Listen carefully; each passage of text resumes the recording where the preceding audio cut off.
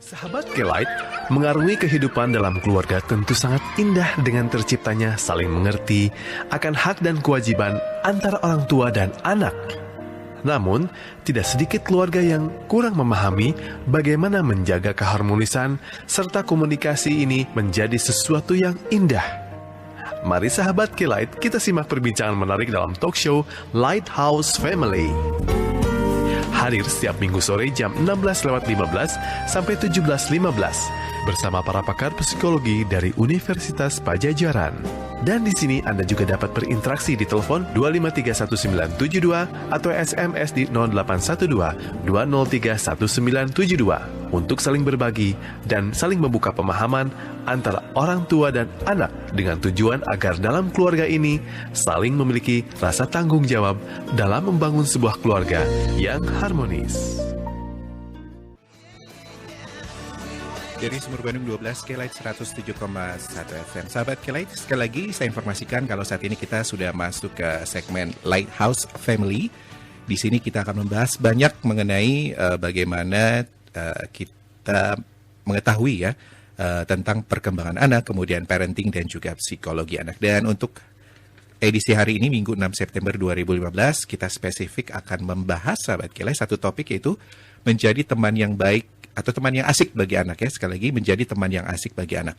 Dan untuk Anda yang nanti punya pertanyaan atau ingin ngobrol langsung dengan Mbak Hamsa, silakan Anda bisa SMS pertanyaannya ke 0812-203-1972 atau telepon langsung ke 253-1972 dan 253-2072. Ya, sahabat, tentunya sangat menyenangkan menghabiskan waktu dengan seseorang yang mengerti Anda, membicarakan hobi dan minat yang sama, bahkan memahami perasaan Anda saat Anda sedih, takut, atau gembira. Hal ini bisa terjadi jika kita memiliki teman yang sering menghabiskan waktu bersama, melakukan kegiatan hobi bersama, atau bahkan melalui permasalahan bersama. Nah, seandainya kita bisa menanyakan kepada anak balita kita mengenai teman yang menyenangkan seperti apa, tentunya mereka belum dapat memberikan jawaban yang mengarahkan orang tua untuk segera tahu apa yang harus dilakukannya. Biasanya yang kita hadapi adalah ajakan untuk bermain, rengekan, atau minta dibantu, atau bahkan tangisan karena merasakan pengalaman yang menyedihkan. Nah, karena kemampuannya yang masih berkembang, sahabat, maka hal tersebut yang akan ditunjukkannya. Sehingga tentunya orang tua perlu mengetahui karakteristik si anak usia balita, apa yang dipikirkannya dan apa yang disukai dan bagaimana dia merasakan dunianya. Dan ini tidak mudah, sahabat Kelight ya. Makanya kita akan obrolkan bagaimana kita menjadi teman yang asik bagi anak.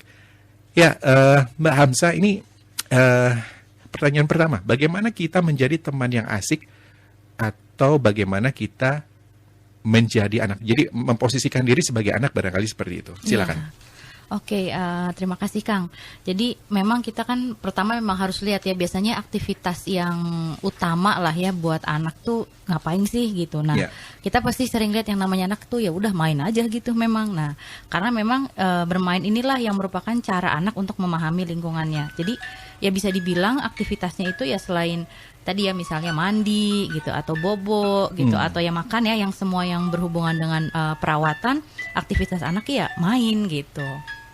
Dan tentunya di usia ini mainnya anak, kita tahu dulu lah ya kalau kita mau cari yang disukain. Misalnya contohnya kita mau curhat sama teman kan pasti kita harus tahu dulu nih teman kita sukanya apa. Nah, kalau buat anak ya kita memang harus tahu dulu gitu, dia tuh sukanya apa sih. Tentunya adalah paling suka bergerak. Jadi banyak banget gitu gerakan. Jadi ya bisa dibilang ya nggak bisa diem lah gitu ya. Dan yang selain itu adalah bahwa sekarang tuh lagi pesat-pesatnya kemampuan dia dalam berpikir gitu. Jadi di sini tuh anak sudah mulai bagus dalam mengingat, sudah bisa membayangkan hal-hal yang tadinya dia nggak kebayang. Nah, sehingga membuat yang namanya bermain tuh jadi lebih seru lagi. Mungkin suka lihat misalnya sama anak kecil tuh bantal bisa jadi kuda gitu atau kalau anak saya tuh sumpit jadi tongkat sihir misalnya gitu ya, seperti itu. Jadi imajinasi bermain sebetulnya pada fase ini. Ya, itu dia. Nah, kita tahu tadi sempat saya singgung juga kalau kemampuan berkomunikasi balita khususnya ini masih sangat-sangat terbatas, sehingga kita yang justru harus lebih bisa memahami ekspresi dari mereka gitu, Mbak ya. Betul. Dan tidak semua orang tua sebetulnya pastinya mampu melakukan hal seperti ini. Nah, bagaimana kita berusaha untuk menjadi orang tua yang bisa memahami nih, Mbak? Oke, nah itu dia. Jadi kita memang kalau baiknya kita memang tahu dulu nih sebenarnya kenapa sih yang namanya bermain. Jadi apa yang jadi serunya permainan buat anak saat ini tuh apa sih gitu, dan kenapa hal itu jadi seru buat mereka. Nah, kalau dilihat-lihat sebetulnya usia balita lah ya, usia 3 sampai 5 atau 6 ya, sebelum SD gitu, biasanya memang yang paling seru buat mereka adalah bermain peran, main pura-pura gitu lah ya. Nah, karena memang dari bermain peran ini anak-anak itu mempelajari benda-benda yang ada di sekitarnya, dan mempelajarinya juga dengan lebih bebas, karena kan mungkin tadinya dia ketemu sama siapa misalnya ke dokter gigi, nah terus udah gitu pengen nyobain itu nyobain ini, dah kan nggak mungkin boleh. Nah di bermain peran itu mereka bisa bebas gitu, bisa mengeksplor, atau bisa dibilang dialah sutradaranya. Dan di dalam bermain peran itu anak juga belajar tentang kehidupan real sesungguhnya, tapi dalam tidak maksudnya. Jadi dia belajar kehidupan nyata dalam bohong-bohongan gitu, Mbak ya. Iya, nah karena itu tadi ya, karena dia yang jadi sutradaranya, dia bisa eksplor keingintahuannya dia gitu. Jadi yang pengalaman dia itu bisa dijadikan situasinya, sisanya yang rasa ingin tahunya itulah yang dia eksplor. Misalnya sakitnya sakit apa, dia niru tadinya, tapi setelah itu dia disitulah dia banyak belajar gitu ya, banyak yang rasa ingin tahunya itu sama dia dicoba di situ gitu ya. Pengalaman saya ini yang zaman dulu gitu ya, ada beberapa orang tua yang kadang-kadang kalau si anaknya ini terlalu banyak bermain justru malah dimarahi, dilarang, dihambat. Padahal sebetulnya kalau saya ternyata membaca artikel ini justru itu salah, Mbak ya.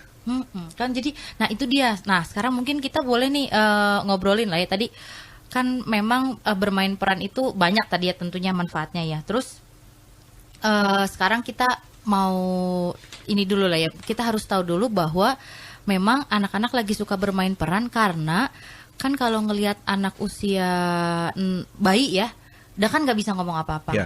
Tapi nanti usia 2 tahun itu mulai keluar semua itu omongannya ya.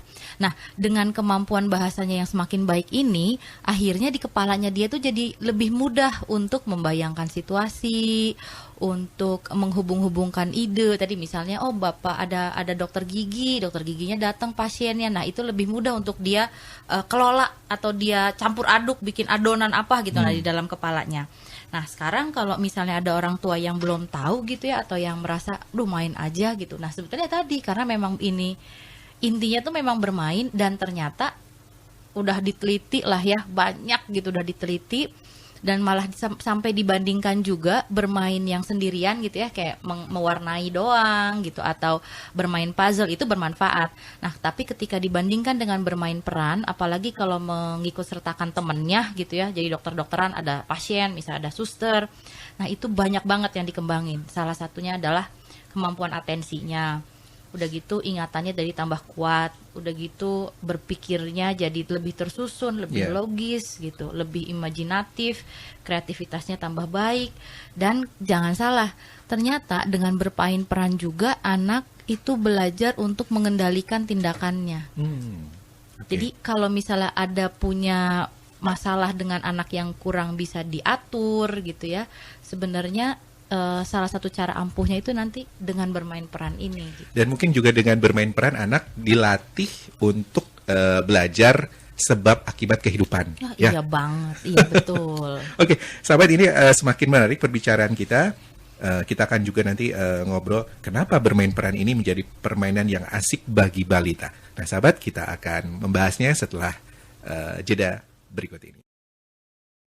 Dan sahabat, kita langsung kembali masuk ke segmen Lighthouse Family. Dan sore ini kita membahas mengenai menjadi teman yang asik bagi anak. Dan tadi sahabat, introduction-nya sudah kita obrolkan bersama narasumber kita, yaitu Mbak Hamsa dari Children Cafe Dan Mbak Hamsa ini saat ini juga adalah seorang psikolog anak di Biro Psikologi dan Sekolah. Dan kalau Anda ingin tahu lebih jauh tentang Children Cafe ini, sahabat Kelight, Anda silakan akses websitenya di www.childrencafe.com, atau email juga bisa Anda gunakan untuk berkomunikasi di Children Cafe Psikologi. Ya, children-nya dan juga kafenya bahasa Inggris, kemudian psikologinya bahasa Indonesia. Children Cafe Psikologi @gmail.com.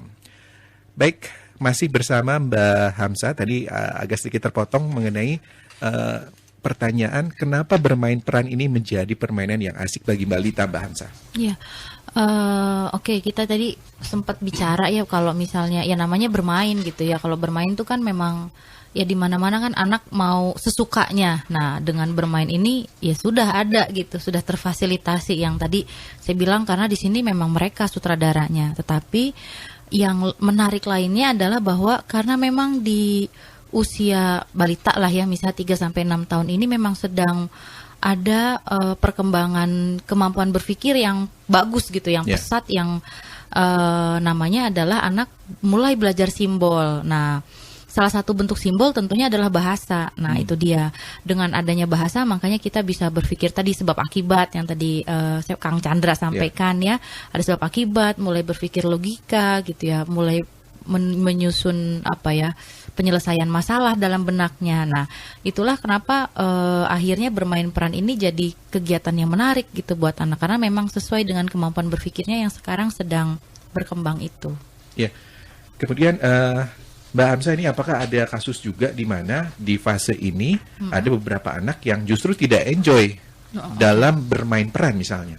Oke, sebenarnya kalau saya malah pernah nemu kasusnya itu adalah anak yang, jadi kan memang bermain peran ini mungkin kalau tidak dikenalkan gitu ya, atau memang misalnya miskin stimulasi misalnya, anaknya memang biasanya jadi kurang baik. Nah, yang ini yang saya ketemu nih menarik gitu ya. Saya beneran akhirnya kalau dulu belajar gitu yang dikasih tahu bahwa bermain peran tuh penting karena akan ini itu tuh ya udah teks doang gitu. Tapi ketika saya ketemu kasusnya, memang kelihatan bahwa anak yang tidak, jadi memang dia kurang stimulasi gitu ya, kurang stimulasi bahasa, kurang stimulasi bermain, lebih banyak menonton atau ya sendiri gitu. Jadi memang kemampuan pemecahan masalahnya jadi rendah gitu. Terus anaknya juga jadi, karena kemampuan pemecahan masalahnya rendah, anaknya kurang memiliki keterampilan sosial sehingga ketika main akan lebih senang sendiri gitu. Karena dia tahu bahwa menangis itu tidak menyenangkan, akhirnya dia lebih sering memilih misalnya tidur gitu atau dia sendiri. Dan ada satu kasus gitu di mana yang dia menciptakan teman hayalan gitu. Jadi memang karena dia butuh ya teman, sebenarnya tetap butuh teman gitu, dan karena kemampuan berpikirnya lagi berkembang ini, akhirnya dia bikin teman hayalan. Nah, teman hayalan inilah yang menemani dia, kadang membantu dia menemukan pemecahan masalah untuk situasinya. Nah gitu. Jadi sebenarnya ya itu dia, ini penting banget, dan kalaupun itu tadi pasti ada efeknya gitu.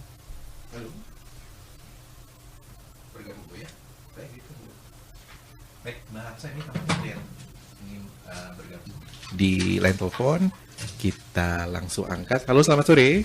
Halo, selamat sore Chandra. Ya, dengan Ibu Yohana ya? Ya. Ibu ada cerita tentang Waduh, banyak. anak, silakan. Ya, saya mulai dari balita ya. Oke. Ya, dari balita itu saya yang mau kasih makan sendiri, saya yang mau mandiin sendiri, saya nggak percaya ke orang lain. Jadi apa-apa saya mau tanganin sendiri gitu ya. Nah, itu kan masih anaknya masih digendong-gendong ya. Menjelang mau 2 tahun, sudah 2 tahun. Kan sudah bicaranya sudah mulai jelas gitu ya. Saya sudah belajarin. Saya belajarin. Itu berapa tahun yang lalu, Bu? Nanti aja dulu. Pasti udah lama. Tapi nggak apa-apa, Bu. Jadi Bu Yohana sendiri kan bisa sharing bagaimana ya, tips untuk membesarkan anak-anaknya ya.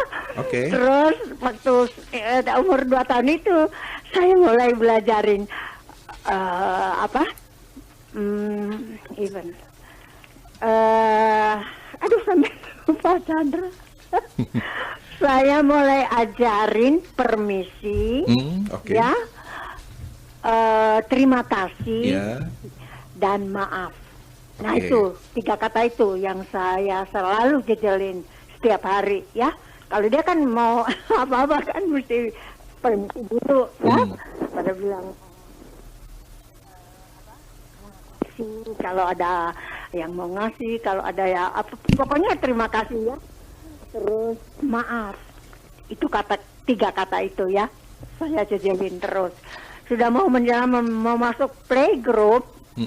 Pokoknya saya nggak mau bekal mereka beli di sekolah. Kenapa, saya Bu, alasannya, Bu? Warna-warni makanan Okay. dan minumannya. Aduh, mengerikan. Jadi saya semuanya saya bikin sendiri. Bawain sendiri. Nggak pernah dikasih uang. Dan mereka juga nggak pernah mau minta uang. Yeah. Jadi itu sudah dibahasakan itu dari rumah sendiri. Ya, sudah di sekolah kan sama guru juga kan dididik. Tapi yang nomor 1 kita juga memperhatikan pendidikan dari rumah. Yeah. Sampai mereka sudah SD, itu masih playgroup. Waktu itu belum ada playgroup, TK, langsung sama kanak-kanak. Itu saya belajarin di rumah, buang sampah pada tempatnya. Terus di rumah saya itu banyak sekali tanaman. Jadi sama sekali tidak boleh petik daun atau bunganya. Sampai saat ini pun anaknya selalu kalau ada yang itu bunga atau pamit, aduh kamu hidung kamu kalau dijewer atau diapain, kamu senang gitu juga tanaman hanya nggak bisa bicara, tapi mereka mengerti. Jangan diganggu. Itu sudah pokoknya nomor 1 pendidikan dari rumah. Oke. Urusan makan obat kalau kita lagi nggak enak badan, anak-anak sudah selalu ikut. Ibu kurang jelas. Makan obat gampang sekali. Anak-anak saya itu nggak pernah kalau makan obat saya nggak mau. Halo. Itu paling gampang anak saya, dia lihat dari orang tua. Oke, kita sudah tangkap Ibu intinya. Nah, kita pengen tahu ini efek akhirnya anak-anak Ibu sekarang ini seperti apa dengan cara mendidik, cara didikan yang Ibu lakukan sebelumnya? Ya tinggal panen. Ya sekarang ini ya. Itu yang saya tekankan. Pokoknya kalau di waktu mereka masih di rumah, masih belum masuk sekolah, saya nggak percaya sama orang lain. Oke. Sampai masuk Ya. pun saya sendiri nggak sama orang lain. Jadi itu yang saya tekankan. Punten apa itu Budi pekerti barangkali ya. Maaf Oke. itu ya. Dan segala buang sampah, petik tanaman. Iya. Harus disarankan dari Baik. rumah. Jangan tunggu di sekolah. Baik, Iya. baik. Kita Dan sudah saya tangkap sayang sekali intinya. sekarang nggak ada budi pekerti. Kenapa ya nggak ada masuk kurikulum, nggak ada budi pekerti. Waktu anak-anak saya masih dapat itu budi pekerti.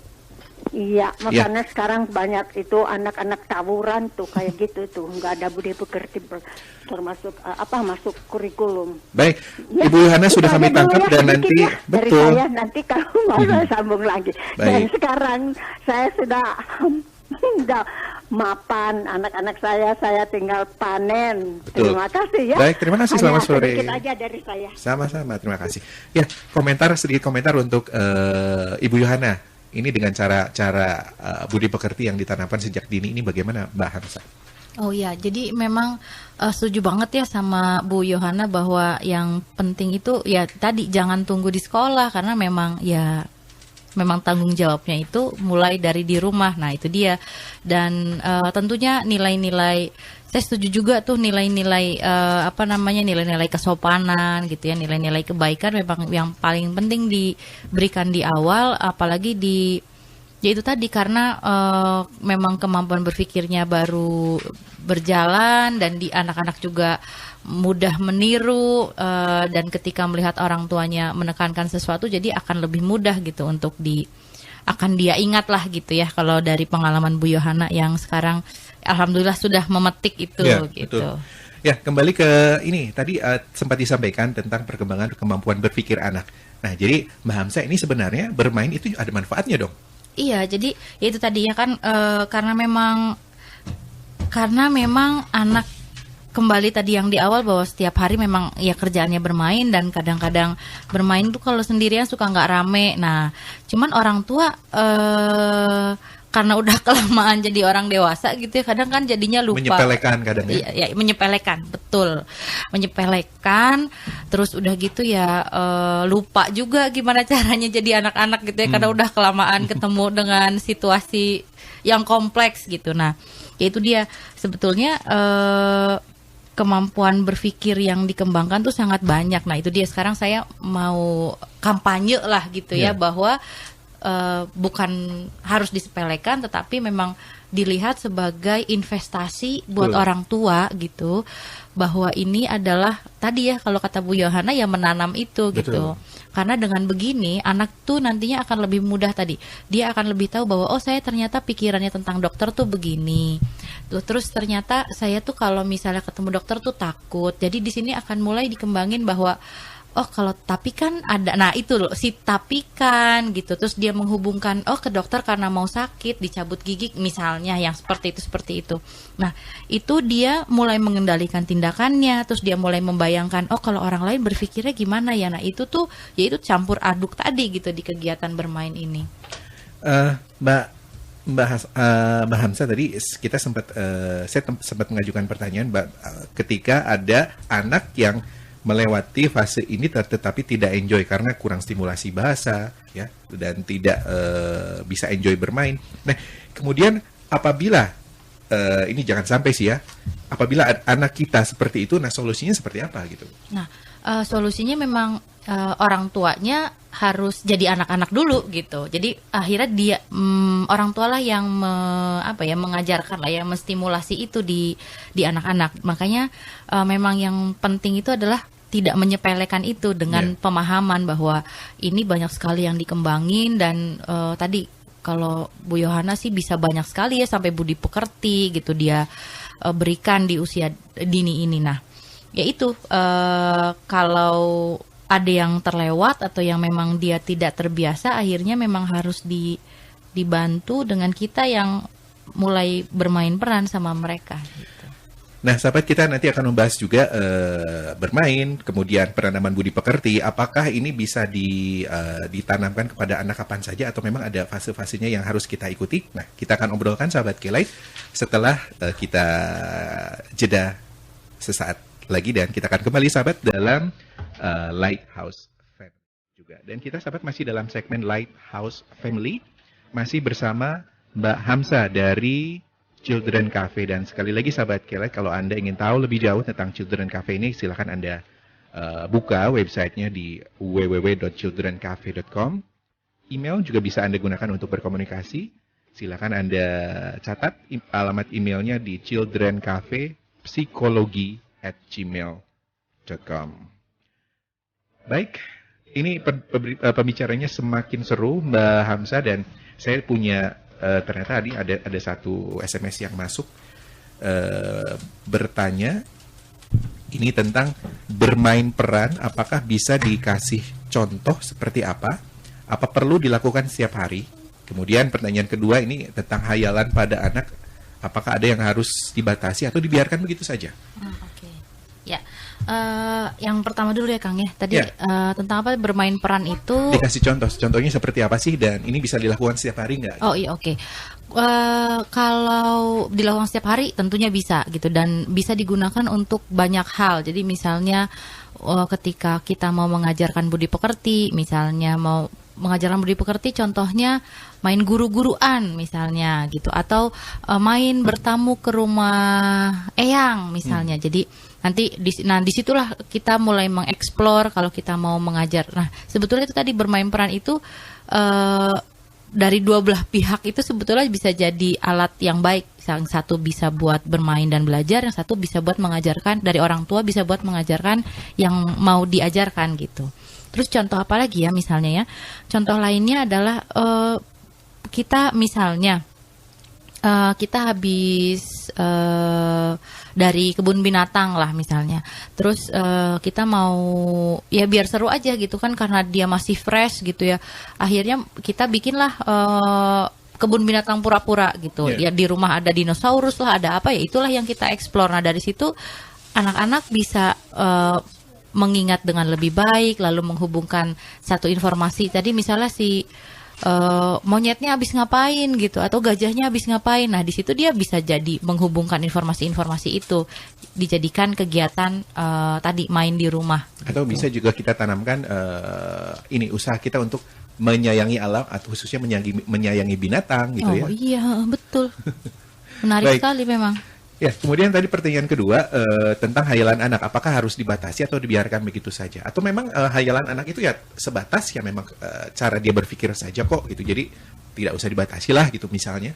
Oke, nah sebetulnya kan memang anak itu akan menyerap apapun yang ada di sekitarnya. Jadi kalaupun misalnya memang ada hayalan, tentunya dia akan, nah hayalan tuh mesti bukan yang hayalan macam kita ya, karena sebetulnya hayalan di usia balita ini juga bentuknya yang masih konkret gitu. Jadi maksudnya yang ada di temui dia di kehidupan sehari-hari itu yang dia imajinasikan gitu. Kalau misalnya melihat di film ada apa ya misalnya ya film apalah ya misalnya yang ada kekuatan apa gitu, misalnya ada jangan perang-perangan lah, contoh awalnya misalnya yang ada peri gitu, bisa bikin apa. Nah itu ya hayalan dia akan terstimulasi dengan apa yang dia lihat. Mau dibatasi atau tidak, selama itu tidak mengganggu belajarnya, kehidupan normalnya, sopan santun, nggak perlu dibatasi gitu. Yang kalau misalnya hayalan itu bisa apa namanya dari sesuatu yang agresif gitu ya, misalnya akhirnya jadi nonton yang dari agresif, akhirnya dia pengen mencoba, dan itu kan berarti sudah mengganggu keseharian. Nah itulah yang perlu dibatasinya gitu. Nah berbicara mengenai agresif, ada beberapa anak yang juga mungkin tingkat agresivitasnya lebih tinggi dari yang lainnya. Nah ini bagaimana mengontrol mereka tanpa membatasi kreativitas mereka?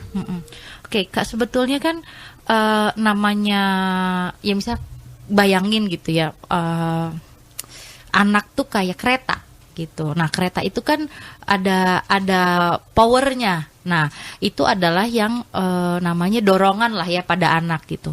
Nah karena memang dorongannya itu ya namanya anak ya, dorongannya masih kuat dan masih pure gitu ya, sehingga kita lah yang harus mengarahkan dia biar kalau kereta ini kalau lagi jalan nggak nabrak tembok, bisa belok, nah yang kayak gitu-gitu. Jadi sebetulnya agresivitas itu ya yang kita kelola juga. Nah kelolanya dengan apa? Dengan aturan, dengan konsistensi, dan kalau misalnya kita mau mulai ngajarin satu dan lain hal, sebetulnya malah bisa pakai bermain peran ini gitu. Misalnya bermain perannya tentang main bola di taman, terus si Budi lagi ya, si Sony misalnya mengambil bolanya si Robi misalnya gitu. Nah di situ disinilah anak nanti kalau diambil bolanya gimana rasanya, sedih itu menyenangkan atau tidak gitu. Nah di situ malah sebetulnya pengendalian agresivitas itu bisa kita gunakan juga gitu. Oke, yang menarik juga tadi karena Mbak menyebutkan nama laki. Apakah harus ada pembedaan juga antara bermain? Ya tentunya ada pembedaan, tapi bagaimana cara kita mengarahkan anak laki-laki dan perempuan? Oke. Sebetulnya kan memang ini nih proses. Nah usianya itu memang namanya usia belajarnya memang usia memperhatikan. Nah dan dari memperhatikan ini biasanya anak-anak kan dia udah bisa melihat saya laki-laki. Nah itu tuh sudah muncul, yang itu laki-laki. Nah yang keren laki-laki tuh kerennya begini. Nah itu adalah proses identifikasi. Nah sebetulnya itu tuh terjadi natural aja gitu. Ketika ada contohnya, anak akan mencontoh. Ketika ada petugas pemadam kebakaran yang badannya besar menyelamatkan, itu heroik. Nah itu akan dia. Nah sebetulnya dari situ aja gitu proses belajarnya. Dan contoh pembedaan gender sendiri ini juga sudah terjadi di keluarga barangkali pada saat anak-anak meniru ayah dan anak laki meniru ayah dan anak perempuan meniru ibu gitu ya. Ini sangat-sangat menarik dan rasanya 1 jam nggak akan cukup untuk ngobrolin ini semua. Udah sejam. Udah hampir sejam ternyata ini. Dan ini ada satu pertanyaan juga Mbak. Tadi yang belum sempat saya lontarkan. apakah penanaman budi pekerti atau hal-hal yang mungkin tingkatnya lebih berat lagi ini harus disesuaikan dengan umur mereka, Mbak? Oh, iya. Jadi sebetulnya kan memang tadi ya kita akan melihat. Nah ini biasa pendekatan kami lah ya kalau di psikologi itu memang kita akan lihat dulu anaknya umur berapa gitu ya, terus karakteristik di usia itu sedang seperti apa. Kalau misalnya mau dibawa sebenarnya peranan budi pekerti itu baiknya di usia berapa sih? Ya tentunya di usia ketika tuntutannya itu paling rendah. Kalau udah gede-gede kan tuntutannya udah ada kimia, udah ada seperti itu. Tetapi kalau di awal kehidupannya itu ya itu tadi dia belajar mengelola dorongannya dengan apa sih? Ya dengan aturan, dengan salah satunya adalah penanaman nilai dan budi pekerti itu. Dan kenapa ini jadi mudah gitu ya? Sebenarnya sih nggak mudah, beneran mudah ya, mudah dengan tanda petik juga. Karena dunianya itu ya masih dengan orang tua, ketidakberdayaannya itu membuat dia sangat bergantung, dan yang paling sering dilihat ya orang tuanya, sehingga sebetulnya penanaman itu yang paling baik memang di usia dini gitu, di mana dia melihat pola-pola baik itu dilakukan oleh orang tuanya, oleh orang di sekitarnya, ada dan sering dicontohkan gitu. Jadi adalah ya namanya belajar dengan contoh gitu, modeling lah gitu. Yeah. Ya, semoga sahabat K-Lite kita masih bisa akan terus sama-sama di pekan depan ya, tentunya di topik yang lain, membahas masih dunia psikologi anak. Dan terakhir, Mbak Hamsa, ini mengenai topik kita sore ini menjadi teman yang asik bagi anak, mungkin bisa disimpulkan, Mbak, silakan. Ya. Oke, jadi udah bahas nih manfaatnya, udah jelas ada ya, dan tadi yang menarik dari Kang Chandra adalah ya biasanya orang tua ya tadi menyepelekan. Nah, harapannya memang obrolan kita sore hari ini nih bisa lebih kebayang bahwa ternyata itu banyak sekali manfaatnya. Jadi setelah kita memahami itu, sekarang tentunya orang tua jadi ya itu tadi ya agak lebih gila dikit kali ya. Maksudnya bisa dibilang gila tanda petik bahwa di sana dia mau jadi anak-anak gitu. Dengan misalnya ya bermain perannya jadi ikutan gitu. Kalau misalnya jadi jadi kuda ya emang beneran jadi kudanya, suaranya ya kayak suara kuda. Lalu bisa menggunakan bermain peran ini jadi cara orang tua mengajarkan hal-hal yang ingin diajarkan gitu, dan memperkaya imajinasi juga kemampuan-kemampuan berpikir lainnya tadi dengan bacain buku, diajak jalan-jalan, lalu dibuatkan bermain perannya, ya apapun lah. Pokoknya sebetulnya bermain peran itu walaupun misalnya nggak mau ngajarin apa-apa tetap ada manfaatnya gitu. Karena mood yang bagus buat anak dan dilakukan bersama orang tua itu saja sudah bisa membuat anak untuk mengendalikan tingkah laku buruknya yang lain gitu. Baik, ini luar biasa. Semoga sahabat K-Lite obrolan kita ini bisa menginspirasi, bahkan bisa merubah cara kita yang sebelumnya mungkin agak kurang tepat menjadi lebih tepat lagi dalam proses membesarkan anak. Dan terima kasih sahabat Anda sudah sama-sama di Lighthouse Family edisi hari ini, Minggu 6 September 2015. Terima kasih juga untuk Mbak Hamsa. Mari. Sudah berkenan meluangkan waktunya untuk ngobrol-ngobrol di sini seputar dunia anak ya. Dan sahabat, untuk Anda yang ingin lebih jauh mungkin ngobrol dengan Mbak Hamsa, Anda bisa hubungi Children Cafe, dan informasinya Anda bisa dapatkan, silakan akses saja di www.childrencafe.com. Oke, selamat sore. Terima kasih Mbak Hamsa. Semoga kita bisa jumpa kembali di lain kesempatan. Selamat sore. Amin. Sore.